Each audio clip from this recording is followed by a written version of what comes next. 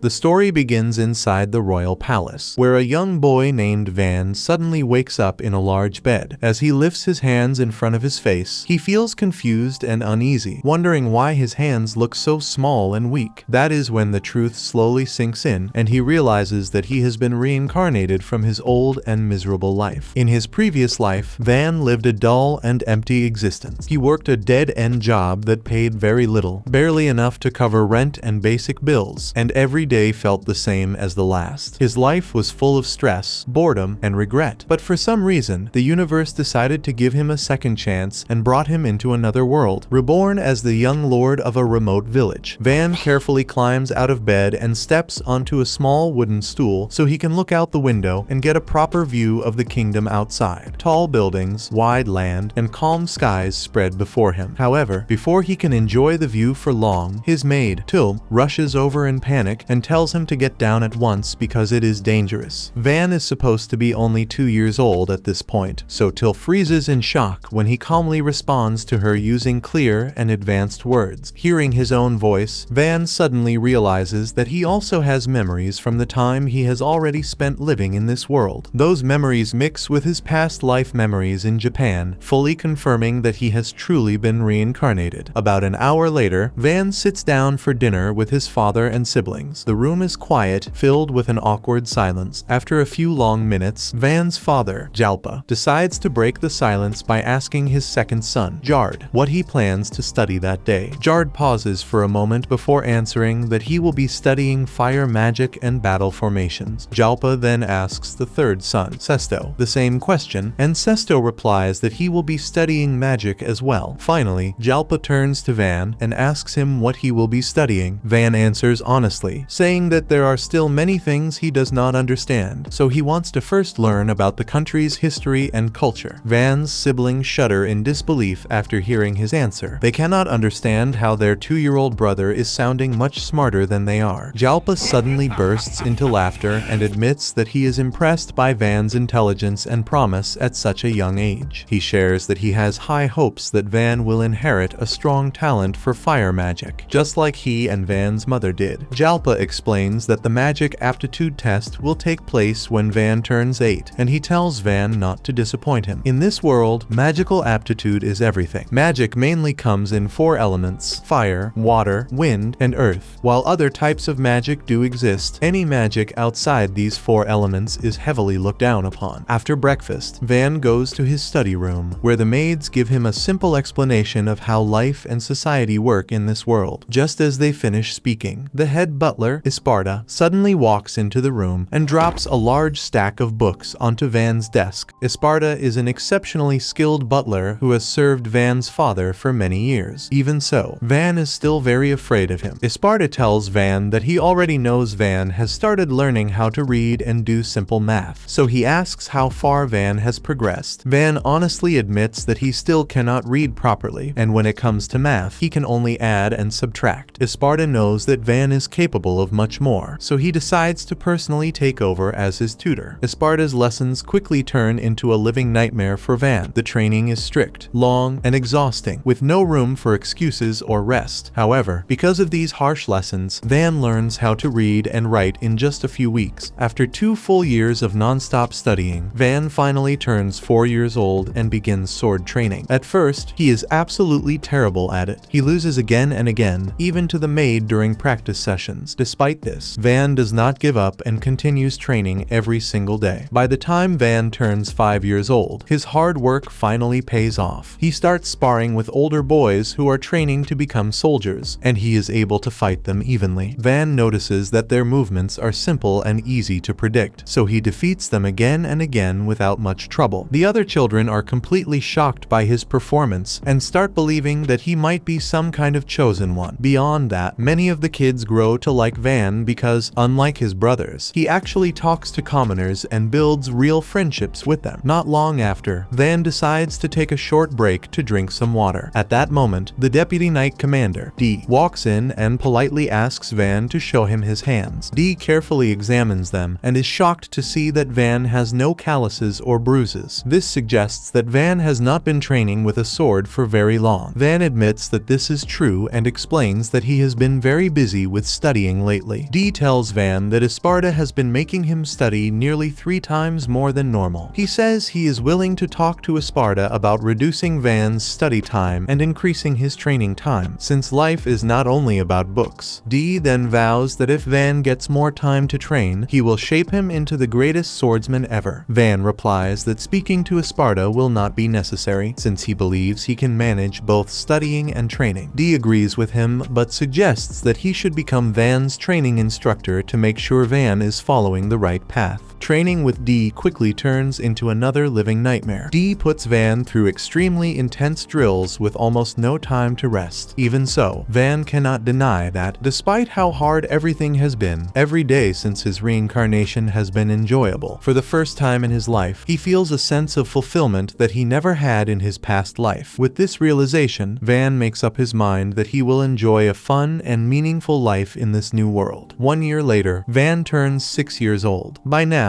the endless routine of studying and training one after the other starts to feel dull and exhausting. He realizes that if things continue this way, he will never live the fun life he promised himself. From that moment on, Van decides that he will start acting like a normal child and spend time having fun. One day, he tells the maid that he wants to go out and play, so she takes him to the market. Van is amazed by the many different people, sounds, and items being sold all around him. While walking through the market, Van becomes distracted by a massive building known as the Merry Chamber of Commerce. As he stares at it in awe, a disturbing scene suddenly unfolds nearby. A child in shackles and chains is dragged through the marketplace. Van immediately asks the man why the child is chained up. The man coldly replies that he is selling his son as a slave, saying that since the child belongs to him, he can do whatever he wants. The maid explains to Van that it is common for poor families to sell children they cannot afford to raise, as slaves make their lives easier. Van admits that it is cruel and painful to see, but also feels there is little he can do to change it. At that moment, a woman named Rosalie approaches and greets Van, saying it is an honor to serve him. Van asks her how much the man would receive for selling his child. Rosalie explains that the price depends on magical aptitude. After learning that the boy has a thieving aptitude, which is considered very low, she says the child would sell for no more than 3 silver coins. Upon hearing this, the man becomes furious and begins kicking his son repeatedly, yelling at him for being worthless. He then grabs the boy and says they are going to another shop. Suddenly, Van steps forward and stops the man, announcing that he will buy the boy for 5 silver coins. The man immediately agrees, takes the money, and leaves without looking back. Van then kneels in front of the boy and introduces himself. The boy introduces himself as Kamshin. Van tells Kamshin that he is free to go wherever he wants. Van never intended to truly own him. He only bought him so he could set him free. However, when Van learns that Kamshin has nowhere to go, he suggests that Kamshin come live with him. One of the guards speaks up and warns Van that the Marquis may not approve of him bringing a strange boy home. However, if the boy is registered as Van's slave, there should be no issue. Van asks Kamshin if that would be acceptable, and Kamshin agrees. From that moment on, Kamshin officially becomes Van's slave. Rosalie then informs them that before anything is final, they must first complete the slave contract. Both Van and Kamshin stretch their hands forward at the same time, following Rosalie's instructions. As the slave contract is formed, a glowing mark appears on the back of Kamshin's palm. This mark is the proof of the slave contract, and it will not disappear as long as the contract remains active. Once everything is finished, Van and Kamshin head into the Chamber of Commerce together so Kamshin can get a clean set of clothes and no longer look like a chained slave from the streets. A few days later, back at the palace, Van is finally about to enjoy a rare moment of peace as he reaches for a cookie. Just as he is about to take a bite, Kamshin walks into the room and informs him that Dee has arrived for training. Van immediately freezes. Without hesitation, he hands the cookie to Kamshin and tells him to go inform Dee that he is not around. Van knows very well that there is no way he can survive another brutal training session. Kamshin does as he is told and goes outside to tell Dee that Van is unavailable. Dee is clearly disappointed, but since he still wants to train someone, he decides to take Kamshin instead and begins training him in Van's place. 2 more years pass after that, and Van finally turns 8 years old. This means it is time for his magical aptitude to be officially tested. The upcoming test becomes the talk of the entire town. Nobles, servants, soldiers, and even merchants are all eager to see the results. Many people believe Van will show strong talent. talent, especially since his parents were gifted in fire magic. Even Van's father, Jalpa, is confident that Van will at least possess an aptitude for fire magic. However, on the day of the test, everyone is left completely stunned. To their shock, Van does not have an aptitude for fire, water, wind, or earth. Instead, he only has an aptitude for production magic, which is widely considered the worst and most useless type of magic in the world. The atmosphere turns cold instantly. Jalpa becomes furious upon realizing that his son has turned out to be a complete failure in his eyes. In a fit of rage, he draws his sword and prepares to kill Van on the spot. Van is frozen in fear, unable to move or speak, his mind completely blank. Just as his father is about to strike, the eldest son, Mersha, steps in front of Van and stops him. Mersha suggests an alternative solution instead. He proposes that Van should be put in charge of a remote village within their territory. Mersha explains that the village is far too isolated to grow properly, and since it was only recently acquired, many of the people living there are not loyal to their family. Placing one of their own as lord there would help secure the villagers' loyalty. Jalpa pauses and considers the idea. After a moment, he realizes that it is actually a reasonable solution. He sheathes his sword and declares that Van will become the lord of that land. Jalpa then turns away coldly and tells Van to pack his belongings and leave as soon as possible, saying that there is no place for someone useless in his home. With that, he walks away without looking back. After his father leaves, Mersha bows deeply and apologizes to Van for suggesting something so humiliating. Van tells him there is no need to apologize, because if it were not for Mersha stepping in, he would be dead. The next day, Van packs up his things and prepares to depart for the remote village. Surprisingly, he feels a sense of excitement. He believes there will not be much work there, and for once, he may finally be able to live the fun and relaxed life he has always wanted. Everything seems to be going smoothly until Dee and Esparta announce that they will be coming along to keep an eye on Van's training and studying. Van lets out a long sigh of frustration, already knowing that these two will make his life a living hell once again. To make matters worse, his favorite maid also decides to come along, saying she cannot bear to be separated from him. With all preparations complete, Van steps into the carriage and begins his journey toward a new life, hoping that this time he will finally be able to have some fun. After Van rides through the forest in his carriage for a while, he decides to pass the time by trying out some production magic. After focusing for a bit, he successfully manages to produce a tiny sword in his hand. Kamzin watches this happen but isn't really surprised by the result, because he already knows that Van has a natural aptitude for production magic and learns these things quickly. That aside, since Van has been banished from his home and stripped of his former status, he brings up something that has been bothering him for a while. He tells Kamzin that there's no longer any need for him to continue working as his slave. Van explains that if Kamzin doesn't like traveling with him or doesn't feel comfortable staying by his side anymore, he could simply release him from his slave contract and send him on his way to live freely. However, Kamzin immediately refuses the offer without hesitation. He firmly reminds Van that he has already dedicated his life to him and that this decision wasn't made lightly. Kamzin goes on to say that he would be more than willing to lay his life down if it meant ensuring Van's safety, no matter what situation they find themselves in. Hearing this, Van has no choice but to accept Kamzin's resolve, even though it makes him feel slightly uneasy. Suddenly, their carriage comes to an abrupt stop, jolting everyone inside. When Van looks outside to see what's going on, he notices that the village up ahead is currently under attack. The knights guarding Van quickly assume that the people attacking the village must be bandits, or perhaps some kind of washed-up mercenaries looking for easy loot. Dee carefully examines the enemy formation and counts their numbers, noticing that there are roughly 50 attackers in total. Based on this, he figures that if they were to combine their forces and charge in together, they would likely be able to take the attackers down without too much trouble. From a purely tactical standpoint, the numbers seemed manageable. However, one of the adventurers traveling with them, a man named Ortho, strongly disagrees with this approach. Ortho reminds Dee that their job was very clear from the beginning. They were only hired to protect and defend Van in the event that he himself was in danger. Since Van is currently unharmed and not being targeted directly, Ortho argues that there's no reason for them to risk their lives by engaging in a battle that isn't part of their contract. Dee grows visibly frustrated after hearing this, but despite that, he declares that he's going to fight anyway. He says he can't just stand by and watch while innocent villagers are slaughtered slaughtered right in front of him. Even if no one else joins him, he's prepared to charge in alone. Before leaving, he asks the adventurers to at least stay behind and focus on protecting Van in case the situation takes a turn for the worse. Before Dee can move out, Esparta suddenly speaks up and shuts the idea down. Esparta bluntly tells Dee that throwing his life away like that would be incredibly stupid, especially considering his importance. He explains that Dee dying here would severely cripple the future of the kingdom's military forces. As a well-known and highly respected elemental mage, Esparta instead proposes a more calculated plan. He suggests erecting a powerful defensive wall around their position to keep Van safe, while the adventurers provide long-range attacks from behind the barrier to thin out the enemy forces safely and efficiently. And once the enemy's attention is fully focused on them, Dee and the other knights would surprise the attackers by launching a sudden assault from the right flank. Esparta is fairly certain that this strategy would guarantee their victory if executed properly. However, Van quickly realizes what this plan truly implies. In order for the enemy to focus on a single point, Esparta himself would have to remain behind and deliberately act as bait. Esparta confirms Van's concern without hesitation, explaining that this is the only way the plan could possibly work. If he doesn't serve as the decoy, then Dee and his men would be forced into a direct confrontation and would most likely end up dying in vain. Hearing this, Van immediately understands the weight of those words. If things go wrong, it would mean Esparta sacrificing his life. Van realizes that losing both the kingdom's greatest strategist and its most powerful warrior would be an irreversible blow. Without them, there would be no way to properly develop or protect this land in the future. Because of that, Van steps forward and offers to act as the decoy himself instead. Till immediately shuts that idea down the moment she hears it, saying that she would rather be the decoy herself than allow Van to put his life on the line. Commson agrees with her completely and feels the same way, standing firmly by Van's side. Even so, Van calmly tells both of them that he cares about them deeply, and because of that, he absolutely cannot afford to put either of them in harm's way. Van then explains his own plan. He would ride out in the carriage and attack the enemy head-on, drawing their attention, while the rest of them would strike from long range and from both flanks at once. As he walks away, Van reminds everyone that he underwent intense sword training for years, so there's no way he would go down that easily. But deep down, he also admits to himself that if he were to die here, he would be fine with it, as long as it was for a noble cause. Ortho stares at Van in disbelief after hearing this. Van's words cause Ortho to flash back to the time he was still at the guild, when he first received the request to guard Van. Back then, he absolutely hated the idea of protecting a noble, because he believed all nobles were rotten to the core. Still, he accepted the request anyway, since he planned to keep operating in the Fertio March for the foreseeable future. But then, in that memory, Van appeared before him, bowed deeply, and sincerely expressed his gratitude for Ortho accepting the request to protect him. Van continued to praise Ortho, showering him with genuine compliments. At the time, Ortho found himself blushing, realizing for the first time that not all nobles were heartless or corrupt. Back in the present, Ortho steps forward and places himself in front of Van, declaring that there's absolutely no way they're going to let a kid like him risk his life like that. Dee and Esparta both step forward as well, openly agreeing with Ortho's stance. With that settled, Esparta decides to revise the strategy entirely and comes up with a new plan on the spot. First, Esparta would erect a powerful defensive wall. From behind it, the adventurers would unleash long-range attacks. Then Dee and his men would charge in from the left flank, while Ortho and his group would storm the enemy from the right flank at the same time. The plan begins immediately. Esparta quickly raises the defensive wall, and once it's in place, the adventurers begin firing arrows from behind it, wiping out the first wave of bandits almost instantly. The bandits are completely caught off guard, as the remaining attackers finally notice the wall and attempt to regroup and launch a counterattack. Dee and his men rush in, cutting down yet another wave with their swords. However, amid the chaos, the leader of the bandits suddenly breaks through and charges toward the other side of the wall. He's just about to strike Pluriel when Van steps in at the very last second. Van uses his sword skills and strikes the bandit directly in his Achilles heel, causing him to collapse to his knees in agony. Immediately after that, Commson leaps in and delivers the final blow, ending the threat once and for all. Shortly after that, the remaining bandits are all tied up, and the threat to the village is completely neutralized. With the danger gone and the quest officially eventually fulfilled, some of the adventurers decide to head back home so they can take on more quests elsewhere. However, Ortho is deeply impressed by Van's swordsmanship as well as his leadership skills during the battle. Because of that, Ortho becomes curious about Van and decides to stick around for a while longer, offering to help him out in any way he can. Ortho's party members share the same sentiment, so they also decide to stay behind and lend their support. After everything settles down, Van decides to formally address the village. He steps forward and introduces himself as their new lord to the village chief, a man named Rondo. Rondo expresses his deep gratitude toward Van for saving their village, and then goes on to explain that this isn't the first time something like this has happened. In fact, the village has been attacked multiple times just within this year alone. Rondo believes that their village is being targeted so frequently because back when they were still part of Ferdinando County, there were knights regularly patrolling the area, which kept them safe from bandits and other threats. Now that those patrols are gone, they no longer have anyone left to protect them. Van apologizes to Rondo and the villagers for their current situation and explains that this is most likely because the Marquis is unaware of the conditions in smaller, more remote villages like theirs. Van assures them that now that he has become the lord in charge of this land, he won't ignore their struggles. He then suggests that there are 3 concrete measures they can take in order to protect the village moving forward. The first option would be to produce something so valuable that the kingdom would be unable to afford ignoring them. The second option would be to earn enough money to hire mercenaries who could defend the village. And the third option would be to focus on developing and improving the village itself, strengthening it so it can stand on its own. But then, one of the young girls from the village speaks up and says that they have already thought about all of those solutions before. However, she adds that while those ideas sound good in theory, they are far easier to talk about than to actually put into practice. Van tries to encourage them and tells the villagers not to worry because he is here now as their new lord, and he fully intends to protect and develop their land. Unfortunately, the villagers don't seem very impressed by his words alone. Seeing this, Esparta and Dee step forward to reinforce Van's claim. They introduce themselves properly, stating that they are the chief commander and the head butler of the kingdom. They assure Rondo and the villagers that they truly have nothing to fear. Hearing this immediately boosts the villagers' morale, but they soon raise another concern. They ask what is going to be done about taxes, explaining that it has been extremely difficult for them to continue paying 30% of their harvest. Van responds by saying that, for the time being, the tax rate will be reduced to just 10%. He explains that securing a stable and livable environment for the villagers is far more important right now. The villagers are shocked to hear that the tax rate has been cut to less than half of what it used to be, and they express their gratitude toward Van. As for security, Esparta immediately erects a sturdy stone wall around the village to protect it from bandits and raiders. He then adds that having a moat would make their defenses even stronger. Dee and the other knights tell Van that they'll take care of that as well. Van turns back to the villagers and assures them that as long as they do their best to cooperate with him, he can almost guarantee that this village will be reborn into something far greater than it ever was before. Shortly after that, Van decides to test out his production magic. After concentrating for a while, he creates several wooden blocks. However, these are no ordinary wooden blocks. They are actually made of nanofibers, an incredibly strong material. The blocks are so durable that when Ortho tries smashing one with his sword, it doesn't even leave a scratch. Van then spends the rest of the day using his production magic to create weapons, all of which look incredibly high quality. Seeing this, Till starts to wonder whether he might run out of mana from using so much magic. Van reassures her he's fine. He recalls hearing that production magic usually consumes an enormous amount of mana, to the point where it's difficult for an ordinary person to create even a single item. After that, he decides to gift a sword to Kamzan, and Kamzan is so happy about it that he promises to treasure it forever. Later that night, Van sits by a campfire and realizes that his body feels extremely sore after spending so much time camping outdoors. He looks over at Till and Kamzan and knows that even though they're acting like they're fine, they're probably exhausted as well. Because of that, Van decides it's time to build a proper house. The next day, Van and his group begin arranging the nano blocks to construct a house. When Rondo sees this, he comments that it would be the perfect location for the Lord's mansion, which makes Van genuinely happy. Van then starts using his production magic to analyze whether it's possible to build a house large enough. He carefully examines every block and every every square inch of space, and once he finally gets the hang of it, he activates his magic. Everyone watches in stunned silence as Van creates an entire mansion in the blink of an eye. While the others are completely shocked by the sight, Van can't help but think to himself that it might have ended up being a little bigger than he originally intended. The villagers cheer in amazement at how Van was able to build such a beautiful mansion in only a few seconds. At that moment, Van realizes that his production magic is far better suited for ruling and managing a village than elemental magic, and he finds this idea very interesting. On top of that, he feels that people would be more comfortable living under a lord who focuses on production magic rather than strong offensive magic. Kamzan then runs over to him and says he would rather live in Van's village than in Lord Jalpa's terrible kingdom. But Van does not take it too seriously because he knows Kamzan is clearly biased toward him anyway. Esparta walks up to Van and explains that what the people of this village truly need is a lord who can improve their daily lives, and because of that, Esparta believes Van is the best possible choice for them. Dee and Ortho agree, since they are still shocked that he was able to create a house out of nothing at all. Van tells them not to worry because he can build houses for everyone as long as they can bring him enough lumber. As soon as they hear this, the adventurers and the knights become very motivated and decide to turn it into a competition. After that, Rondo and the other villagers complain to Van and ask him to make houses for them as well. Van looks at their homes and sees that they are in very bad condition, so even though he knows he will be extremely tired, he still chooses to help and promises to make new homes for every single villager. When they hear this, the villagers begin to celebrate, realizing that they are all about to receive brand new homes. Van feels happy about it, because the production magic that everyone once looked down on is now helping him bring smiles to people's faces. Van immediately starts working and uses his magic to fix and rebuild every house until they all look good as new. Van explains that he made all the homes the same to avoid unfair differences, and that this will be enough for now, but in the future he will be able to build homes that fit everyone's personal needs. The villagers are simply happy to finally see real change coming to their poor village. They were extremely grateful to Van as well, and seeing their gratitude made him feel truly happy inside. Putting that aside for the moment, Van decided to build a simple public bath next to his manor, and the citizens were very excited and pleased when they saw it being completed. Van had originally created the bath for his own personal use, but he felt glad knowing that the villagers liked it so much and could enjoy it too. Even though Van did not build the bath completely by himself, he received help from both Kamzan and Pluriel while working on it. Later that night, Van finally gets some quiet time alone in the bath together with Kamzan. After Kamzan steps out of the bath, Van notices that Kamzan has gained some muscle, which makes Van feel a bit jealous and wish that he also had muscles like that. Kamzan realizes that he really has gained some muscle, but he admits that he is still quite skinny when compared to Dee. At that moment, Dee and his friends suddenly appear without any clothes and suggest that everyone should take a bath together, claiming that men bond better while naked. Van immediately understands that this is his cue to get out of the bath, but Dee grabs him and pulls him back in, insisting that he stay. After a few long and awkward hours of that strange situation, Van finally goes to his bedroom and lies down on his soft and fluffy bed, feeling calm, relaxed, and satisfied with how everything has been going lately. The next day, Van feels happy when he sees that the knights and the adventurers worked very hard to dig a deep trench, but there is still no water in it to turn it into a proper moat. Because of this problem, Van realizes that they need to find or create a water source as quickly as possible. With that in mind, Van comes up with a new plan where Esparta will use his magic to divert water from the river by creating a large trench, while Dee and the others continue extending it by digging manually. Van plans to use his production magic to strengthen and reinforce the trench once it is completed, but as he watches them work, he slowly starts to feel more and more annoyed when he notices that Dee seems to be enjoying the digging far more than he should. Even so, Van is still glad to see everyone working together toward a shared goal. Van reminds himself that he just needs to finish this task so he can finally live the laid-back and peaceful life he has always wanted. Van estimates that the digging should take about a week, but by the time the sun sets, he is shocked at how fast Dee and the others worked, as they have already dug so far that he can can clearly see the next village in the distance. Van suggests that they stop working for the day, especially since Kamzan and the others look barely alive from exhaustion after all that digging. What surprises him the most is that Dee and Esparta still seem to have enough stamina to continue working without rest. By the next day, the canal meant to store and guide the water is fully completed, and when the gate is finally opened, everyone watches in amazement as the water flows smoothly and steadily through the channel. Not long after that, the entire village is successfully surrounded by a moat filled with water. But after seeing this result, Van decides it would be smarter to create a lake behind the village in case heavy rain causes the water level to rise and overflow. Esparta agrees with this idea and points out that the lake would also be very useful during times of drought, making it an important addition for the village's future. Shortly after, the lake is completed and the citizens begin to celebrate at the sight of it because they know that this means they will no longer have to worry about getting water ever again. Van feels happy too, and with this achievement, he becomes certain that life in the village will now be much easier and more comfortable for everyone. Meanwhile, deep in the forest, a woman named Panamera is seen traveling toward a remote village together with a noble's daughter named Art. Just by observing them, it is clear that the two share a strong bond, and Art seems to trust Panamera completely, seeing her as someone reliable and dependable. Back in the village, Van continues working tirelessly and has just used his production magic to erect a giant rampart, which everyone finds to be extremely impressive. Even so, Van feels that the rampart can be made much better and safer, so he adds long-range ballistic shooters with protective armor in front, so that if any intruders were to attack, they would be able to defend the village while remaining protected from enemy attacks. While Van considers all of this to be fairly basic, everyone else is left in total shock by it. The villagers now begin to realize that their once run-down, small village is no longer just a village. It has transformed into a small fortress, capable of defending itself from danger. Dee considers all of this and reflects that if Lord Jalpa had realized Van was capable of such incredible power, he would never have banished him in the first place, and might even have made Van an advisor or the head of the house. However, Esparta feels that Lord Jalpa would have banished Van anyway because his abilities are not suited for offense and conquering lands. Dee strongly disagrees, arguing that war is not only about offense, but should also include strong defenses, and that Van's power could make him the most powerful member of the royal family. They continue to argue about this for quite some time until Van interrupts them and tells them that debating over it will do no good, and that all they need to do now is fight as hard as they can using what they already have. Everyone agrees with him and focuses on the task at hand. A few hours later, Till prepares a delicious lunch for Van, and as expected, Van finds it to be extremely tasty. During the meal, Esparta brings up the concern that they need to find a way to generate income for the village. Van considers it for a moment and figures that he can manage any leftover homes and furniture, and the crops the farmers are planting should be more than enough, so there may not even be a need for a stronger source of income. However, Van quickly realizes that one downside of this plan is that he will not have the ingredients needed for the baked desserts he loves so much. Because of this, he advises that they start brainstorming ideas for what the village can produce or sell as soon as possible. After tossing several ideas around, Van does not find any of them promising, and he realizes that finding something unique and valuable from this village will not be easy. The next day, Van suggests that Till and Kamzan test out the new weapons he obtained for them. When Kamzan attempts to test his sword against a shield made from orc material, the sword slices the shield completely in half. Even though Kamzan barely put any effort into the strike, Zara immediately breaks into tears because he had just built the shield and never expected it to break, especially since it was made from one of the toughest materials in the kingdom. Fortunately, Van quickly uses his magic to repair the shield, restoring it completely, and Zara becomes happy and relieved once again. Just then, Ortho rolls in with a wagon full of ores and tells Van about the many monsters he found in the forest, which is how he was able to collect all of these ores. Van asks if he can test out some of the iron ore, and Ortho agrees without any problem. Van then uses the iron ore to craft some iron, and Zara is immediately impressed by the result. Excited, Zara asks Van to help him by making a sword as well. Van agrees because he feels a little guilty about having broken Zara's shield the first time. He concentrates carefully, thinking about the shape, balance, and density of the sword he wants to make. Using his skill, Van creates the best best-looking iron sword he can, and Zara absolutely loves it. Encouraged by this, Van goes on to make an even longer sword, and the other adventurers also want some for themselves. Van tells them to go gather minerals, and he promises to make swords for all of them. Pluriel examines the sword Van made and realizes that the quality is so high that it could probably sell for a very high price. Meanwhile, Esparta notices that one of the ores they mined is mithril, which surprises him because it is very unusual for mithril to be found in the forest. This leads him to believe that there must be a nearby dungeon that has not yet been discovered. Considering that the area has not been surveyed in a long time, they all agree that it is very likely. Van smiles at this idea because he knows that discovering a new dungeon would make the village more famous and important. Normally, when the Adventurer Guild learns about a new dungeon, they open a branch in the nearest town and send a group of elite adventurers known as the Chivalric Order. The problem, however, is that their village does not yet have the resources or infrastructure to support such a branch, so that plan cannot work. Alerting the kingdom is also not an option because, since Van was the black sheep and banished, if they discover that the land he was sent to is valuable, they might send him somewhere else. Nobody wants that to happen. Pluriel then suggests that Van should first grow the village and build all the necessary facilities and amenities before the dungeon is discovered, which would make it much harder for the House of Ferdio to interfere. Everyone agrees with this plan, and Van thanks them for coming to an agreement. Shortly after, Van and Till are taking a casual stroll when suddenly a group of armored lizards heads straight toward the village. In response, Van orders everyone to get inside the rampart, and he raises the gates to protect the villagers. Seeing the fear in everyone's eyes, Van reassures them not to worry, telling them that he will fight for all of them. However, he knows he cannot win this battle using strength alone, so he asks the villagers to lend him their strength as well, so that together they can defend and protect the village from the approaching threat. The people of the village are not willing to just stand back and let Van fight their battles alone, so they speak up and suggest that they should all fight together as one group. They believe that working together will give them a better chance to survive. Van feels very grateful for their support and their courage, and he thanks them for being willing to help. He then tells everyone to move quickly and get to the ramparts so they can prepare for the coming attack. Everyone becomes busy right away and follows Van's orders without wasting time. At the same time, since Orthos' party is not around because they went out earlier to go hunting, so they are not there to help at this moment. Van prepares himself and gets ready to head up to the rampart so he can take his position and help lead the defense. However, Till stops him at the very last second because she is deeply worried about his safety and does not want him to put himself in danger. She shows clear concern for him and tries to hold him back. Seeing this, Dee steps in to take Van's place for now. Dee tells Van that he will go up to the rampart instead and give a report on what he sees. Dee then heads up to the rampart to check the situation with his own eyes. After taking a careful look from the rampart, Dee gives his report to everyone. He says that there are about 40 armored lizards heading straight toward the village. This number is far higher than what Van expected, so Van is very surprised and clearly worried by this news. Dee also understands how serious this situation is because he knows from experience that even a group of skilled and experienced veterans would struggle to take down even a single armored lizard. Knowing this makes the situation feel even more dangerous and hopeless, even though the odds are heavily against them. Dee still refuses to give up. He tells himself and the others that giving up is not an option. He orders everyone to prepare the ballistae and get ready to fire as soon as possible. Dee tells them that he has never lost a single battle before in his life, and he is not about to let this battle become the first one he ever loses. His words help raise everyone's fighting spirit and give them the courage to keep going. They fire several ballista bolts toward the enemy, and they are able to shoot down 10 of the armored lizards. Dee is extremely shocked when he sees this happen. He quickly realizes that this clearly shows how powerful the ballista bolts made by Van truly are. He did not expect them to be this strong, and the results surprise everyone watching. Shortly after that, they reload the ballistae and fire again. They manage to take down the next wave of armored lizards, which makes everyone feel happy and hopeful. However, that feeling does not last long. They soon realize that they have run out of iron bullets, and some of the armored lizards are still alive and still moving closer to the village. At that moment, no one knows what to do next, and fear begins to spread among them. Dee can clearly tell that if they do not act right now, their entire village will be destroyed. destroyed. Because of this, he starts thinking about jumping into the battle himself and fighting directly to protect the village. Just when D is thinking about doing this, Van calls out to him and tells him to use the wooden bullets instead. The others are confused when they hear this idea. They believe that wooden bullets will not do much damage because the armored lizards have skin that is as hard and strong as steel. To them, using wood sounds like a bad idea and a waste of time. However, D knows better than to doubt Van's judgment. He trusts Van's thinking and believes there must be a reason for this plan. Because of this trust, D orders the knights to load the ballistae with wooden bullets. To everyone's complete surprise, the wooden bullets strike the armored lizards directly through the head. The shots are powerful enough to pierce through and defeat them, and they wipe out the remaining armored lizards at last. D is honestly amazed to see this happen with his own eyes. He cannot believe that wooden bullets were able to finish them off so effectively. After D announces to everyone that they have won and that the enemy has been defeated, the entire village begins to celebrate their success together, feeling relieved. The fact that they managed to pull all of this off by using as little bullets as possible and doing it all without suffering a single casualty almost feels anticlimactic to D. Because of this, D starts to believe even more strongly that Van is going to be a very big deal around here. To D, it becomes clear that Van is not just an ordinary lord, but someone who will greatly change the future of the village. Later that day, everyone begins taking the skin and meat off the armored lizards. The villagers work together to properly cut, clean, and prepare everything they can from the monsters. After Van sees how much meat they managed to get from the armored lizards, he suggests that they should have a big feast that night to celebrate their victory from earlier that day. He believes that everyone deserves to relax, eat well, and enjoy themselves after such a dangerous battle. During the feast, everything goes very well, and the villagers are extremely happy. They are thankful and glad that they have gotten a lord like Van posted to their village. Many of them feel that they truly could not have wished for anyone better to protect and lead them. The mood is cheerful, and the people feel safer and more hopeful about the future because of Van's actions and leadership. Later on, while sitting around a campfire, Ortho talks to Van about the value of the armored lizards. Ortho explains that if they were to sell the armored lizards to a merchant, they would normally be able to get about 20 gold for just one armored lizard. However, in this case, most of the meat would spoil before it could be sold properly. When transport fees and other costs are also subtracted, Ortho says they would really be looking at only about 8 gold per piece in the end. Van then does the math in his head based on how much meat they have collected. He realizes that after selling everything, they should be looking at around 300 gold in total. In his former life in Japan, that amount of money would have been equal to about 300 million yen, which makes him think that he is going to be incredibly rich. The thought of having that much money surprises and excites him for a moment. However, Esparta quickly informs Van that whenever a village makes more than 100 gold, they are required to pay 50% of it as taxes to the marquis. Hearing this news, Van becomes upset because he realizes that he is going to lose half of the money. But what worries him even more than losing gold is the attention this could bring. If they sell this much meat, the village will be noticed very easily by higher authorities. Van begins to worry that when his father learns that their village is holding on to so much wealth and success, his father may exile him away to another village. If that happens, Van believes he will never be able to live the calm and peaceful life that he has always wanted for himself. The idea of being forced to move and lose his quiet life troubles him deeply. However, Esparta points out that there is one possible way they could keep this whole situation a secret. She explains that they could give his elder brother, Mercia, the glory for defeating the armored lizards. By doing this, the credit would go to Mercia instead, and their village would not draw as much attention. This would help protect Van and the village from unwanted notice. Van thinks about this plan and realizes that it is actually a very good idea. He agrees that giving the credit to Mercia makes sense, especially since Mercia has not yet added any major achievement to his name. The next day, 2 merchants arrived at the village. They had been told that this was just a small, remote village, but when they saw it, they were shocked. The village was much more developed than they had expected. On arrival, the merchants introduced themselves as Bell and Rango, representing a popular trading company. After that, Van invited them into the village to take a closer look. The merchants were surprised to see the large number of armored lizard skins the village had collected. They had not expected such a small village to be able to defeat so many armored lizards. In fact, the sight of it made them a little scared of the village's power. power. Bell quickly agreed to buy all of the skins and said that he would send some men to carry everything back with him. Van was delighted to hear this, since the meat would not stay fresh for long. He even told them that they could take some of it for free if needed. In return, Van told the merchants about the high-quality weapons he had been producing in the village. He asked if they would be interested in buying some. Bell and Rango examined the weapons carefully and were very surprised by their quality. Impressed, they agreed to buy all of the weapons that Van had made. After that, Van asked if they could help promote his weapons to increase sales. Bell and Rango hesitated for a moment. Their hesitation made Van realize that they had originally been planning to create a monopoly on the weapons. However, he now considered them naive because he had already seen this coming. Van calmly told them that it would be best to find a way to make more profit first, before promotion caused sales to skyrocket too quickly. He suggested that they set up a shop directly in his village. Bell and Rango were surprised that Van would allow them to do that, and they were very thankful for his generosity. Shortly after, Van used less than 5 minutes to build a shop for them. Both merchants were even more shocked to see how quickly he had constructed it. Meanwhile, Art and Panamera were seen outside the village gates, eager to find out whether the rumors about the village lord being a prodigy were true. Later that day, Esparta talks to Van about the village's growth. She suggested that, with the way things were developing, he should start planning for the village to eventually have about 10,000 people. Van honestly thought that number sounded excessive. However, Esparta explained that, with the way the village was growing, it seemed about right. He noted that they would need many people to guard the village, protect its facilities, and maintain order overall. Van trusted Esparta's judgment. If he was suggesting such a plan, it had to be a good idea. Van then thought about redesigning the town into a star shape. He realized that this layout would make it much easier to protect the village if it ever came under attack. Just as he was considering this, one of the knights burst into the room and announced that emissaries from a neighboring county, Ferdinando, had arrived. Shortly afterward, Art and Panamera entered Van's office. Panamera introduces herself first, explaining that she is a viscountess who had risen from the rank of knight. Art introduces herself as the youngest daughter of the house of Ferdinando. She explains that she has come to the village to pay her respects, following her father's instructions. Shortly afterward, everyone sits down to talk. Van speaks bluntly, saying that he thinks they should come to observe the village, assess the state of their enemy, and learn from what has been achieved here. Panamera bursts out laughing, amazed that someone as young as 8 years old, like Van, is already able to think so strategically. Since Van has been entrusted with this land, Ferdinando County is worried that he might lead his father's ambitions in the future, which is why they are cautious around him. However, Van reassures them not to worry about that. He explains that he was merely exiled to this village because he was unable to use elemental magic, and nothing more. Panamera immediately calls this out as a lie. She has seen how much the village has developed and estimates that around 5,000 people must have been involved in its construction. Van remains quiet for a moment, letting her speak, and then suddenly bursts into laughter. He says that rather than explaining how the village developed so quickly, he would prefer to simply show them. They all move out into the open, and Van demonstrates his magic. He uses production magic to create blocks and structures with incredible speed and precision. Neither Panamera nor Art can believe what they are seeing. When Van explains that he has a special aptitude for production magic, Art immediately has a flashback to her own childhood. Van goes on to tell them that his father drove him out of the kingdom after discovering that he had production magic. Panamera thinks that was an incredibly foolish move, as the king could have used Van's talent to expand the kingdom. By now, Panamera is already mostly convinced of Van's abilities. She admits that the main reason she came here was to offer Art's hand in marriage to him. This would ensure that the village and Ferdinando County avoid any conflicts in the future. Van, however, says there is no need for marriage. As long as Ferdinando does not take any extreme actions, there will be no reason for conflict. Panamera admits that she had initially been against the idea because she assumed Van would be like all the other arrogant nobles, but after seeing what kind of person he truly is, she now supports the idea of him marrying Art. She even admits that if it were not for the age difference, she might have considered marrying Van herself. She turns to Art and asks what she thinks about marrying Van. Art replies that she is not sure yet and needs more time to think about it. Panamera reassures her not to worry, explaining that they will be spending the night in the village, which will give Art a full day to consider it. Van agrees to let them stay and, in less than 5 minutes, uses his magic to create a high-quality inn for them. Later that night, they have dinner together. Art spends most of the meal talking with Van and observing his character. She notices how honest, kind, and responsible he is, and slowly begins to feel herself falling for him, as well as for the people of the village. After dinner, Van walks his 2 guests to their rooms. When they reach the doors, Panamera simply tells him good night and goes inside, while Art thanks Van for everything he has done that day. She awkwardly wishes him good night as well. A little while later, Van realizes something important. Since Art was sent to him as a marriage offering, it is likely that she was also cast out of her village for not being an elemental mage. Understanding this, Van sees that she and he are not so different. From that point on, he decides to prioritize Art's wishes and comfort in every decision he makes. That night, before going to bed, Art hugs her pillow and thinks about tomorrow. She plans to try to initiate some conversation with Van. For the first time in a long while, she finds herself genuinely looking forward to waking up and seeing what the new day will bring. The next day, Van is woken up by Till and Kamzan. They tell him to come over to the lake right now because they just saw something strange. Van feels a little reluctant to get out of bed, especially since it is really early in the morning. But after they both insist for a while, he finally gets up and follows them. When he reaches the lake, he sees a group of the villagers gathered around it. Van moves to the front and is surprised to see what looks like a mermaid floating in the water, with her head sticking out above the surface. Esparta explains that this creature is called an akpalu. They are a rare species that people hardly ever meet, so Van can't help but wonder what brought this one to their village. Van tries speaking to her, but she ignores him and continues staring. He decides that offering food might show friendship, so he gives her a plate of meat. When he sets it toward the water, she immediately swims over and asks if she can have it. Van says yes, and she takes a piece and eats it. She quickly notices that this is not normal meat from regular animals, but armored lizard meat. She asks where it came from and who defeated it. Everyone knows Van would be too modest to admit he was the one who defeated it, so they all speak up and say it was by Van's power. The Akpalu hears this and immediately dives back into the water, heading back to where she came from. Esparta sees this and recalls that Akpalas are rarely seen, so they probably won't be around for a while. But Esparta is wrong. The next day, an entire village of Akpalas arrives at their lake. Van is especially surprised because he wonders if they came back because they heard he defeated the armored lizards, so it makes him think they were considered powerful gods or something. However, Esparta immediately says that this is not true because he has never heard of anything like that before. One big, intimidating Akpalu says he wants to speak with Van. He asks Van if he really was the one who defeated the armored lizards. When Van confirms it, every Akpalu in the water gasps in shock because they cannot believe a boy as young as him could defeat the armored lizards. The man then introduces himself as Latavesta, the ruler of the Akpalas. He also mentions that the girl Van met yesterday is his daughter, Priora, and he is giving her to Van for marriage. Van is immediately shocked and surprised to hear this, especially because Priora is still a child and probably doesn't even know what marriage means. Van asks Latavesta if there is a specific reason why he is offering his daughter's hand in marriage. Latavesta nods and says that there is indeed a reason. He explains that for many years, their village has been attacked and threatened by armored lizards. These creatures have caused fear and trouble for the people, making life dangerous. So when he heard that there was a lord in this village who was strong and capable enough to defeat them, he thought that offering his daughter as a bride would help protect his people and make an alliance with someone powerful. Van listens carefully and slowly realizes that Latavesta is not offering his daughter out of personal reasons or family wishes, but purely as a way to form an alliance and keep his village safe. With this understanding, Van tells Latavesta that there is no need for the marriage. He promises that he will do his best to protect the Akpalas from any danger that comes their way, without requiring Priora to marry him. Latavesta looks surprised. He did not expect Van to respond so calmly and kindly. Still, he says that if Van insists, their village is willing to move into the settlement to be closer to protection and safety. Van has no problem with this arrangement, so he immediately begins building a large resting area for them, a place where they can relax, gather, and feel comfortable. When Latavesta sees the resting area, he is amazed. He cannot believe that Van could construct such a large and well-planned space in such a short amount of time. The Akpalas move into the new resting area, and they quickly start enjoying themselves. But just as things things are settling. Esparta comes to Van to remind him that it is almost time to take care of the village sewage. Van smiles and tells Esparta not to worry. He already planned a system. Pipes run under every house in the village, so all they need to do is release water from the lake, which will flush all the waste through the pipes and keep the village clean. Latavesta watches this carefully and finds it fascinating. He is impressed by Van's clever thinking and offers to help with the process. Van tells him it is not necessary, especially since the Akpolis just arrived and should not be burdened. However, Latavesta insists, explaining that they are skilled with water and can handle the task well. Van finally agrees, allowing some of the Akpolis to take care of opening the dam, releasing water to flush the waste. After the work is done, Van thanks everyone sincerely for their help. Latavesta observes that this flushing process is something that needs to be done several times every day. He suggests that they take on this task regularly as their way of contributing and helping to maintain the village while living there. Van thinks this is an excellent idea and a huge help, so he thanks Latavesta once again for the thoughtful suggestion. Just then, Art and Panamera arrive. They are completely shocked when they see Latavesta because they have never seen an Akpolu in real life before. Right before Latavesta leaves, he refers to Van as his son-in-law. This makes Art a little jealous because it sounds like Van has already married an Akpolu. Van quickly denies this, trying to explain, but before he can say more, Priora suddenly jumps out of the water and calls Van her husband before swimming away. This only makes the situation even more awkward. To clear things up, Van takes Art out on a quiet lake cruise. He explains everything to her, reassuring her that nothing has happened between him and Priora. After talking for a while, Art finally understands that it was just a huge misunderstanding. They spend the next few minutes talking and enjoying each other's company. But just then, Priora and a group of her friends swim over to their boat. Priora sees Van alone with Art and feels a little jealous. Van quickly reminds her that they are not married in the first place, which makes Priora upset. She submerges herself in the water, clearly showing her frustration. The other Akpalis notice that Van made their princess unhappy, so they start rocking the boat back and forth. Both Van and Priora are scared as the boat tips from side to side. Later, Latavesta puts on a serious expression after hearing that Van was flirting with Art. Even though Priora is around, Van tries to explain that he and Priora are not engaged, but Latavesta interrupts him. He suggests holding a competition to settle the matter. He says that if the Akpalis win, Van will officially become engaged to Priora. Van thinks this idea is completely ridiculous. Suddenly, Dee appears and immediately accepts the challenge, telling everyone to bring it on. The rest of the group, eager to defeat the Akpalis, fully supports the idea. Eventually, they convince Van to go along with it. Van is given the choice of deciding the first contest. He suggests a simple game of volleyball. No one there has ever seen or heard of this game before, so they think it is another one of Van's clever ideas. But Dee and Panamera are more excited about the swimsuits than the game itself. The first round is set. Till and Panamera will play against Latavesta and Priora. The game begins, and Van is quickly surprised at how good the Akpolis are. They are far better than he expected, winning round after round and easily dominating the human team. Till feels frustrated and thinks about giving up, but Panamera gives him a few words of encouragement. With renewed focus, Till and Panamera manage to score a few points, bringing the game close to match point. Despite their efforts and teamwork, their motivation is not enough to beat the Akpolis. In the end, Latavesta and Priora win the first round decisively. Since Van chose the last challenge, Latavesta reminds him that it is now his turn to pick the next one. Latavesta wants it to be a swimming relay race. The moment Van hears this, he realizes it is extremely unfair. The Akpalis are naturally excellent swimmers, and he knows they will have a huge advantage. Suddenly, Van feels the pressure. If he loses this competition, he could be forced to marry Priora. Dee steps forward and volunteers to be one of Van's swimmers. Kamzin volunteers as well, so now Van has both of his best candidates ready. The race begins, and Kamzin gives his all to keep up with Priora. She is very fast, but Kamzin pushes hard and even manages to get ahead of her for a short time before handing off to Dee. Dee takes over and immediately dominates the race. His powerful butterfly strokes carry him far ahead, leaving the Akpolis struggling to catch up. Van watches in surprise as Dee swims flawlessly and wins the race. Latavesta cannot believe it. He wonders how his team could have lost, especially since they are part fish and naturally strong swimmers. However, Latavesta is not ready to give up hope. There is still one more contest to decide the outcome. come. It is now Van's turn to choose the next challenge. He accepts his earlier win and thinks carefully. Then, he quickly creates an ice maker and announces that the next event will be a shaved ice speed eating challenge. Art notices that she hasn't participated in anything so far and volunteers immediately. Van also volunteers to join the contest. They all head to the resting area to begin the challenge. At first, everyone takes a few spoonsful of ice and suffers from brain freezes, but they push through the discomfort. Van is determined to avoid having to marry Priora, and Art is determined to win for Van, so they use that as motivation to keep going. Together, they manage to finish the contest first, winning the challenge completely. Latavesta, showing good sportsmanship, offers Van a handshake before swimming away, but he still calls Van his son-in-law and reminds him to take care of Priora. Van sighs, frustrated that even after winning, Latavesta speaks as if the marriage is still inevitable. Meanwhile, everyone congratulates Van for his performance, surrounding him with smiles and praise. Art watches Van surrounded by happy faces and feels inspired. She has never experienced anything like this before. As a child, her parents always neglected her because they thought she was a failure. She was timid and never excelled at anything. That changed when she learned marionette magic, which allowed her to move her dolls freely. For the first time, she hoped her mother would be proud of her. Instead, her mother slapped her, saying that marionette magic was evil and forbidden among the nobles. After that, Art became an outcast. When she turned 10, she was arranged to be engaged to Van. She expected him to be like the rude nobles she had known, but Van was different. He was kind and patient, and he had an unusual talent for production magic, considered useless by noble standards. Despite that, he was confident and used his magic to help the village. Seeing Van's example, Art decides she wants to be like him. She tells herself that if she tries harder, she can see the world as Van does. The next morning, Van holds a meeting with all the villagers. He announces that they need to construct additional ramparts for the village's future development. He also explains that since tomorrow is their day off, they'll be having a big barbecue tonight. This excites all the villagers, and they get to work with renewed enthusiasm. In that same instant, Art approaches Van and asks if she can watch him work. Van agrees, allowing her to learn from him. While this is happening, deep in the forest, Ortho and the other adventurers are being chased by something powerful and dangerous, signaling that another challenge is approaching. Back at the village, the others had no idea what was going on outside, so they're busy admiring the ramparts that Van had completed in less than 2 weeks. The walls were sturdy, tall, and impressive, and everyone was amazed at how quickly he had managed to finish them. Panamera walked over to Van, clearly shocked, and admitted that she had always known Van was capable, but she had never imagined he could achieve something like this. Then, as she moved, her chest jolted slightly, which caused Van to glance at her with a surprised expression. To distract himself from the awkwardness, Van told Panamera that he was going to oversee the building of more houses, as more people were planning to move into the village. He explained that merchants, adventurers, and other visitors would be arriving soon, and it was important to make sure they had proper places to live. Panamera admitted that she felt a little jealous of Van. Ever since she was a child, she had dreamed of having her own land, a place to call her own. Seeing Van with so much responsibility and control made her wish she could achieve something similar. She resolved that in the next big battle, she would have to work hard to earn more than just money as a reward. She wanted to prove herself and secure her own patch of land to manage. As Panamera looked around, her attention was drawn to the giant machines on the ramparts. She asked Van what they were, and he explained that they were ballistae, powerful long-range weapons meant to stop enemies before they could reach the village walls. To show her how strong they were, Van asked Kamzan to fire one of the ballistae as a test. The bolt shot forward with incredible force, producing thousands of newtons of impact, and Panamera was completely stunned. She could not believe a weapon built by Van could be so strong. What amazed her even more was learning that Van had already built over 100 of these ballistae. She immediately asked him how much he would charge for one, hoping to buy it for herself. Van, however, said they were not for sale, leaving her shocked once again. Determined, she asked if she could have one in exchange for a favor she would owe him. Van agreed, saying he would call in the favor at some point in the future, and Panamera felt a rush of excitement at the thought. She realized that the ballistae were extremely heavy and would require a carriage to transport, but since the bolts themselves were made of iron, she could craft more on her own when needed. At that moment, Kamzan came over and suggested that Panamera take one or two of Van's special bolts because they were unlike any regular bolts. To demonstrate demonstrate their strength. Kamzan pulled out a sword made by Van and sliced Panamera's spare sword in half effortlessly. Panamera's eyes went wide in shock. She could not believe what she had just seen and asked Van what kind of material was used. Van explained that it was made of ordinary iron, yet it was capable of piercing even the toughest armored lizards, which left Panamera speechless. Finally, she asked Van if she could have some of the bolts along with the ballista itself. Van agreed, allowing her to take both the weapon and the special bolts. That's when Van turns around and sees Ortho and his group sprinting out of the forest, being chased by a massive forest dragon. Ortho shouts to Van and the others, telling them to run for their lives and get back inside the wall to warn the villagers. He explains that they plan to act as decoys to distract the dragon for now, giving the villagers time to prepare. Van feels a chill run down his spine. Leaving Ortho and his group behind would basically be a death sentence for them. He wonders if they should stay and fight the dragon, but he hesitates because he knows that taking the risk could also put the villagers in grave danger. Panamera steps forward with calm determination. She tells Van not to worry and assures him that she will help him fight the forest dragon. Then she shouts orders for everyone to move behind the ramparts to stay safe. She also informs Ortho and his group that they will use the ballistae to try and strike the dragon from a distance. Van walks over to Art and apologizes for letting her witness such a terrifying scene, but he quickly reassures her that there's nothing to fear. They have the enhanced ballistae ready for the main attack, and Panamera will lead the assault. After that, Van tells Till to escort Art inside the walls and asks her to call Dee and other soldiers to assist them. As the forest dragon finally comes within range, the ballistae fire the first shots. Arrows and bolts streak through the air, but the dragon dodges every single bolt. Van's heart sinks at the sight of this. Their best weapons seem almost useless against it, and he begins to wonder how they can survive this fight. Then, with a flash of light and a surge of energy, Panamera summons her fire magic. She launches a massive fire javelin straight at the forest dragon. The spell hits with a powerful impact, sending flames across the dragon's scales and dealing serious damage. Everyone watches in awe, because they had no idea Panamera was such a skilled elemental mage, capable of wielding magic so strong and precise. But even that heavy magic attack from Panamera was still not enough, because the dragon was still alive. The fire javelin hit it directly and burned its scales, but it did not fall. Instead, it began flying straight toward them again. Van quickly ordered the soldiers to fire a full volley of bolts at the dragon. The ballistae launched several large bolts into the air. After many shots, some of the bolts pierced through the dragon's wings. Van saw this and took it as a good sign. If its wings were damaged, it might not fly properly. Van then ordered a second volley of bolts. The soldiers fired again, but this time the forest dragon reacted faster. It seemed to understand the path of every shot. It moved its body in the air and dodged each bolt one by one. Not a single one hit it. Van was shocked at how smart and fast the dragon was. Meanwhile, Ortho and his party had finally made it to the other side of the wall. They felt relieved that they managed to return alive. Van was also glad that everyone made it back safely, but he knew that staying there only meant more danger for them. If the dragon attacked again, they would all be at risk. All Van needed was one small opening so everyone could retreat safely back to the village. At that moment, Panamera created that chance. She sent another strong fire javelin straight at the forest dragon. The attack hit the dragon directly, burning its wings and slowed it down for a short time. This was exactly what Van needed. He immediately ordered everyone to retreat back to the village, and they all ran without delay. However, it did not take long for the dragon to recover. Once it regained its strength, it jumped onto the rampart and looked down at them from above. Van glanced back and was surprised at how quickly it healed. After taking such a powerful fire javelin, it should have been badly injured, but it was still standing strong. Then Esparta calmly walked up to the forest dragon. Without panic, he used an earth spell and covered the dragon with heavy rocks, restraining it for a short time. After casting the spell, he walked away calmly and told Van that this should give them enough time to reach the village. The others hurried toward the village as fast as they could, but Van knew that even with Esparta's help, they needed more time. If they did not delay the dragon further, it would catch up to them again very soon. Van returned to the village gates and told Panamera that he wanted to call in that favor now. He explained his plan clearly. When the forest dragon arrived, he wanted her to use her fire javelin to pin it down. While it was held in place, they would use the ballistae to finish it off. Panamera agreed to the plan, but when the forest dragon dragon finally reached the village. The ballistae were still not fully loaded. They needed more time to prepare. Van realized they had to delay the dragon again. At that moment, Dee and his men rushed out into the open field. They carried the high-grade weapons that Van had made for them. Their goal was to hold the dragon back for a short time. They fought bravely, but the forest dragon quickly overpowered them. Seeing that they could not win, they retreated back to the village. That short delay was all the time Van needed. He gave the signal to Panamera. She immediately used her fire javelin skill, striking the forest dragon and pinning it down just as planned. At that exact moment, the ballistae were ready. The soldiers fired the heavy bolts and they struck the dragon directly, dealing massive damage. Dee carefully approached the dragon to check if it was finally defeated. The dragon did not move, but suddenly, one of its eyes opened. Dee reacted quickly. He raised his sword and cut off the dragon's head in one clean strike. Everyone realized that the forest dragon had finally been defeated. The soldiers and villagers shouted in celebration. Art and Till ran toward Van and asked if he was okay. He told them he was fine. Panamera then walked over to Van and praised him for coming up with such a smart plan at the last moment. She has now come to realize that the people in this village are not ordinary. No normal village would have survived a forest dragon attack so well. Most villages would have been destroyed without a chance to fight back. Putting that aside, Panamera tells Van that they must hold a dragon slayer ceremony for Dee and the others. They are the ones who dealt heavy damage to the dragon, and Dee was the one who delivered the final blow. By tradition, the one who finishes off a dragon earns the title of Dragon Slayer. Van agrees with her advice. Soon, a ceremony is held in front of all the villagers. Everyone gathers in the open square. The people cheer for those who risk their lives to protect the village. Panamera steps forward and honors each fighter one by one. She praises their courage and strength. She thanks them for standing firm even when the dragon seemed unstoppable. Lastly, she calls Van forward. She says that none of them would be alive today if not for his quick thinking and brilliant plan. At those words, the entire village erupts in loud cheers for him. As Panamera looks at Van, she begins to reflect on her own past. From the time she rose as a low-ranking knight, she has met many people of noble birth and high status. She has worked with commanders, lords, and officials of every rank, yet she has never met anyone quite like Van. Panamera was born into a long line of knights in the royal capital. Her family had served the crown for generations. When it was discovered that she had a strong talent for elemental magic, she was taken by the county at a young age. From then on, she went through harsh and demanding training so that she could one day become a squad commander. Her efforts paid off. At only 16 years old, she became a squad commander. She fought in many battles and won many victories. With each success, her name gained more honor. Because of her achievements, she was granted noble status. The king continued to notice her accomplishments, and after 6 years of service, she was promoted to the rank of Viscountess. One day, she met with the Lord of Ferdinando. He told her that he planned to marry his youngest daughter, Art, to the lord of a distant and remote land. That was when Panamera first became connected to Art's future. At first, Panamera worried. She feared that the man Art would marry might be incompetent or weak. She did not want Art's life to be unhappy. However, after meeting Van, she realized how wrong she had been. She can clearly see that Art has changed since being around him. Art is no longer as timid as before. She now tries to take initiative and speak her mind. She shows courage in ways she never did in the past. Panamera has no doubt that Van is a refreshing presence, someone different from the nobles she has known all her life. With these thoughts in mind, Panamera makes a bold announcement in front of the villagers. As the Viscountess of the noble empire, she declares that she will form an equal alliance with Van. Van is surprised when he hears this. He did not expect such an offer. However, he quickly understands how much this alliance could benefit both him and the village. With his father having cut ties with him, and with very few noble connections remaining, this is an opportunity he may never receive again. After a brief moment of thought, Van accepts her offer, and with that agreement, the alliance between Van and Viscountess Panamera officially begins. The day after that, with the forest dragon finally out of the way, Esparta meets up with Van and suggests that it is about time he begins preparations for city planning. He explains that this small village could be transformed into a city that could hold about 10,000 residents. But in order to reach that goal, Esparta points out that they are going to need to find a way to attract new people to move there. Just then, Till and Kamzan arrive to inform Van that Bel and Rango have returned with merchants from the Merry Chamber of of commerce and that these merchants are willing to buy the materials they managed to get from the forest dragon, which makes Van very excited to hear. He thinks this could be the first step toward building a city capable of holding thousands of people. Shortly after, the merchants take a close look at the defeated forest dragon and are surprised to see that it is real and not a myth as they had heard. After examining all the parts and the condition of the dragon, the merchants conclude that the forest dragon should be worth 100 platinum. Van hears this and quickly recalls that 1 platinum is about 100 million yen, so doing some fast calculations, he realizes that the dragon would be worth roughly 10 billion yen. When Van walks up to the merchants to ask how much they are willing to pay, they get a bit anxious and say they will sell it for 60 platinum. Van is disappointed to hear that because he was sure he just heard them talking about 100 platinum a few minutes ago. He goes over to consult with Bell and Rango, which causes the merchants to panic. After Van explains to Bell and Rango that the merchants only want to pay 60 platinum, both of them say that is completely unreasonable because they know it should definitely sell for more than that. But just as they are talking, the merchants come over to Bell and Rango and remind them that they are all part of the same merchant party and that since Van has no other buyers besides them, he will have no choice but to accept whatever they offer. Bell and Rango refuse, saying they respect Van too much to cheat him out of the true value of the dragon. While this conversation is happening, Van is standing not too far away and can hear everything they are saying. The merchants become angry at Bell and Rango for refusing to cooperate and immediately storm out, warning them that they will regret opposing them. Van recalls hearing the merchants tell Bell and Rango that they would be kicked out of the trading group for defying them, but Bell and Rango still insist that it was worth it because they could never even consider cheating him. That said, Van casually suggests that they create their own trading company. Bell and Rango scream in shock at the idea, telling Van that it's not as easy as he thinks because founding a trading company requires meeting 3 conditions. First, they must pay the Merchant Guild's registration fee. Second, they need to own their own shop. And third, they must obtain an endorsement from a titled noble. Van reasons that the first 2 conditions are fairly simple, but the endorsement from a titled noble could be the real challenge. After some thought, he realizes that the only person he knows with a reputable title who might be willing to help is Panamera. He goes over to ask her if she will provide the endorsement, and to his surprise, she immediately agrees. Panamera explains that it would be good publicity for her county to have founded a small trading company from nothing, and additionally, word would spread that she helped 2 earnest merchants. With that in mind, Van tells Panamera that she could also take credit for defeating the forest dragon, since that would help boost her status and help him avoid unwanted attention. Panamera, however, tells him that it's pointless because investigations would most likely trace everything back to him anyway. Van feels disappointed to hear that, but Panamera reassures him that there is a way for everything to work out. He could earn a title of his own. Being the son of Emperor Marquis, he wouldn't have to start as a knight like everyone else. He could likely begin as a baron. On top of that, if he publicly declares that he was the one who slew the forest dragon, it would earn him an even more reputable title. Van begins to panic a little at this thought, realizing that it would make him stand out from everyone else. Panamera tells him not to think of it that way. He should see it as an honor, something that would add prestige to his name. Yet, Van understands that if he takes all the credit for slaying the dragon, Panamera's request for promotion could be denied because he would be taking all the recognition. Panamera hears this and assumes a very stern, almost scary tone, telling Van that she doesn't need an 8-year-old worrying about her, and with that, she decides to let him take full credit for defeating the dragon. After that, Van goes to meet Bell and Rango and tells them that Panamera has agreed to back them. The moment they hear this, both of them are filled with relief and excitement. They are genuinely grateful that she was willing to support them despite the risk. To show their appreciation, they offer to pay Van 130 platinum for the forest dragon. Van is shocked when he hears that amount. It is even more than what the other merchants had originally valued it at. Bell and Rango insist that it is the least they can do after everything he has done for them. They explain that without him, they would never have had such an opportunity in the first place. However, after the excitement settles, a new problem quickly appears. The 2 merchants from their former trading group took all the carriages when they left. That means Bell and Rango now have no way to transport the massive body of the forest dragon. Without transportation, they cannot move the materials to sell them, and their plans would immediately fall apart. At that moment, Panamera walks up to them calmly and explains that this was likely the merchant's plan all along. They expected Belle and Rango to panic and come crawling back to them for help. Panamera makes it clear that she has no intention of letting that happen. She offers to let them borrow her warhorse instead. Her warhorse is strong and incredibly fast, far better than an ordinary carriage horse. With her support, Belle and Rango will not need to rely on their former group at all. Meanwhile, the two merchants who stole the carriages ride away confidently. They laugh among themselves, certain that Belle and Rango will soon return begging for forgiveness. In their minds, there is no way the two of them can transport such valuable goods without help. But while they are riding, they suddenly hear the sound of powerful hooves behind them. Before they can react, a fast horse rushes past them at incredible speed. As they turn to look, they recognize Panamera's warhorse. Riding it are Belle and Rango. It takes only a moment for the realization to sink in. With backing from a titled noble, Belle and Rango can now create their own trading company. They are no longer dependent on the old merchant group. The two merchants freeze in shock and then shriek in disbelief as they understand that they have lost their leverage completely. After handling that matter, Panamera goes before the ruler of her empire, King Dino, and formally requests that he grant a title to Van. She explains that he has accomplished several remarkable deeds and deserves recognition. At first, King Dino is visibly surprised when he hears that Van is only 8 years old and is already ruling a small village. He becomes skeptical. He also learns that Van has a strong aptitude for production magic, which is unusual for someone so young. Even so, Dino assumes that a child that young would likely be an incompetent lord. Panamera calmly begins listing Van's achievements one by one. She explains how he has improved the village, strengthened its economy, and managed its people responsibly. As she continues, King Dino's skepticism slowly fades. He begins to see that Van is not an ordinary child. The moment that shocks him the most is when he sees the dragon's fang that Panamera brought as evidence, confirming that Van was the one who defeated the forest dragon. That single accomplishment changes his entire attitude. Slaying a forest dragon is not a small feat, even for experienced warriors. For an 8-year-old to achieve that is extraordinary. Because of this, King Dino starts to take serious interest in Van. He tells Panamera that he wants to meet him as soon as possible. He instructs her to arrange a meeting so he can judge the boy with his own eyes. Soon after, Panamera steps into the streets of the empire and publicly announces that Van was the one who defeated the forest dragon. The news spreads quickly among the people. The commoners are shocked and struggle to believe it. Many of them know that Van is the banished son of a marquis, and the idea that such a young and disgraced child accomplished something so great feels almost impossible. Panamera is pleased to see how strongly the people are reacting to the news. The excitement spreading through the streets confirms her belief that Van will almost certainly be granted a title. The public already views him as extraordinary, and that kind of reputation is difficult for the crown to ignore. With the story of the forest dragon spreading wider each day, Panamera feels confident that her efforts will soon bear fruit. Meanwhile, ever since Panamera left the village, Van has not wasted any time. He has been fully focused on construction and development. He begins rebuilding the houses in a more organized and uniform layout so the settlement looks structured rather than scattered. The streets are straighter, the spacing between buildings is more deliberate, and the overall design feels more like a planned town instead of a random village. On top of that, Van constructs several tall watchtowers around the perimeter. These towers allow guards to see enemies approaching from a great distance. With early warning, they will have enough time to prepare defenses instead of being caught off guard. It is another sign that Van is thinking long-term about safety and growth. When lunchtime arrives, everyone decides to climb one of the towers to eat together. From the top, they can see the expanding settlement below them. Esparta looks at the large, well-built houses and the advanced facilities Van has created and comments that it no longer feels right to call the place a village. In his opinion, it has already grown into a town. The original name was Van Village. After some discussion, the others suggest that Van Town would be a fitting new name. Van is not particularly fond of naming the place after himself, but when he sees how convinced everyone else is, he realizes there is no point arguing. During the meal, Art suddenly blushes as she calls out to Van. With some hesitation, she tells him that from now on, she wants him to call her by her first name without any honorifics. Van is simply glad that she feels comfortable enough around him to ask for something like that, so he agrees without hesitation. At that moment, Kamzan points toward the front gates. A group of unfamiliar people is standing outside outside the town walls. Van and Esparta immediately go down to investigate. They discover that these visitors are from a nearby struggling town. Their leader explains that they are having difficulty paying their taxes because they no longer have enough young people to work. Van is confused and asks why they lack young workers. The old man explains that their count took all of their young men and women to work in his own domain. As a result, their village has been left with mostly elderly residents and children. Without labor, they cannot produce enough goods to survive, let alone pay taxes. Van listens carefully. He understands that getting involved with people from another domain could create political trouble. Fraternizing across borders is not always wise. Even so, he cannot ignore their situation. His conscience will not allow him to shut the gates on them. After thinking it through, Van offers to take them in and allow them to settle in his town. The village leader is stunned. He struggles to process what he just heard. Van reassures him that he is serious. When the leader mentions that they have about 300 people, Van calmly responds that he will prepare one house per family. The villagers and their chief are overwhelmed with relief and gratitude. In addition, Van learns that they own cows. The moment he hears that, his mind begins racing with ideas about milk, cheese, butter, and other dairy products he can produce. It is a practical opportunity for both sides. They gain safety and work, and he gains resources and manpower. Later that evening, Ortho and his party are assigned to escort the 300 villagers safely to Van Town. On the journey, the adventurers cannot help discussing how generous Van is. Taking in that many people without hesitation is not something most lords would do. By the time they arrive, Van has prepared a welcome barbecue. Despite the short notice, he organizes large grills and plenty of meat. The new arrivals are greeted warmly and treated to a generous meal. It is difficult to organize such an event so quickly, but as Van watches their relieved expressions, he knows it was worth the effort. As the night continues, some villagers begin to worry about how they will earn a living. Van reassures them that there are many job opportunities available. With ongoing construction, farming, and future industries, there is plenty of work to go around. The villagers are deeply moved. Van has no obligation to help them, yet he chose to open his gates to close the evening on a joyful note. Van even serves strawberry shortcake for dessert, turning their arrival into a true celebration and marking the beginning of their new life in Van Town. Life in Van Town has been calm and peaceful. All the big building projects are finally finished, the roads are done, the houses are repaired, and everything looks better than before. Because of this, Esparta thinks it is the perfect time for Van to return to his studies. He believes Van has been neglecting his books for too long. Van does not agree at all. He feels he deserves a long break after working so hard on the town. He wants time to rest, relax, and enjoy himself. To him, studying right now feels unfair. Just then, Ortho and his party come out of nowhere. They look nervous. They quickly apologize to Van and explain that they accidentally found the entrance to a dungeon near the village. This is exactly what everyone was hoping would not happen. Esparta reacts seriously. If the dungeon entrance has truly been found, they must report it to the royal capital right away. It is important news, and it cannot be ignored. He suggests sending a messenger immediately. Van begins to think carefully. If news of the dungeon spreads, many adventurers from across the empire will rush to his town. The quiet village will become crowded and noisy. Even worse, his father might hear about all the development work Van has done. If that happens, his father might transfer him to another village again. Ortho and his team feel guilty for discovering the dungeon. They worry they have caused trouble. However, Van tells them not to blame themselves. Since the dungeon has already been found, they cannot hide it. Van knows that Kuzala, the scout of Ortho's team, was the one who discovered the dungeon. Because of this, Van asks Kuzala to travel to the royal capital and report the news. Ortho and the others agree that Kuzala is perfect for the job, but they still want to go with him because he is their teammate. Van has a different plan. He tells the rest of the team to stay near the dungeon and gather more information about it. He also mentions there will be a gold reward for the job. The moment they hear about gold, they quickly change their minds and happily send Kuzala off alone, wishing him a safe trip. Kuzala also receives a special reward from Van, a short sword made of mithril. Mithril is a very rare and valuable metal, so this gift is extremely precious. Kuzala proudly accepts the mission. Now the others even wish they had been chosen instead, but Kuzala refuses to switch. With that settled, everyone sets off on their separate tasks. Van wishes them all good luck. As Kuzala rides across the open fields toward the royal capital, he cannot stop admiring his new mithril sword. Suddenly, he spots a carriage that has been knocked over. Around it stand several